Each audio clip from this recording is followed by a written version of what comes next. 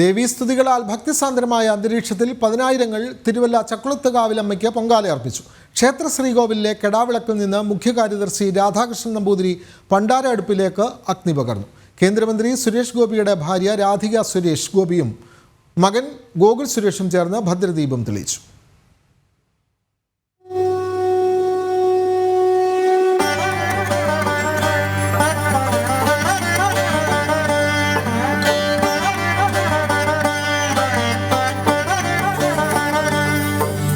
ഭക്തിയുടെ നിറവിൽ ദേവീസ്തുതികൾ ഉയർന്നപ്പോൾ ക്ഷേത്രം മുഖ്യ കാര്യദർശി രാധാകൃഷ്ണൻ നമ്പൂതിരി പണ്ടാര അടുപ്പിൽ അഗ്നി പകർന്നു.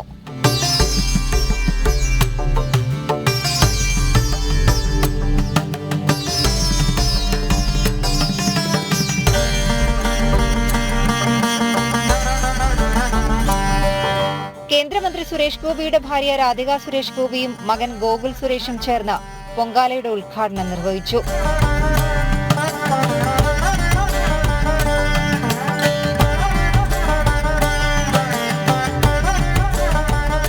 ഭക്തർക്ക് ജന്മസാഫല്യമാണ് ചക്കുളത്തുകാവ് പൊങ്കാല.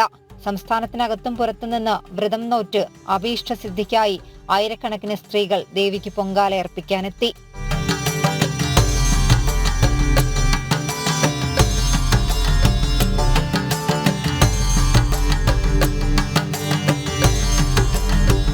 അഞ്ചാറ് വർഷം കൂടി ഈ വർഷം വന്നു. പിന്നെ എല്ലാ മാസം ആദ്യ വെള്ളിയാഴ്ച വരും.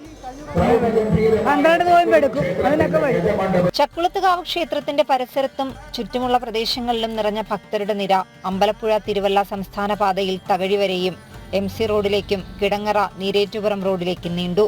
500-ൽ പരം വേദപണ്ഡിതരുടെ മുഖ്യ കാർമ്മികത്വത്തിൽ ദേവിയെ 51 ജീവിതകളിലായി എഴുന്നള്ളിച്ച് ഭക്തർ തയ്യാറാക്കിയ പൊങ്കാല നീതിച്ചു.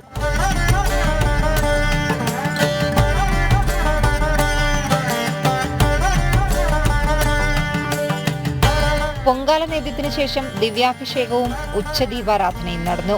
ജനം ആലപ്പുഴ.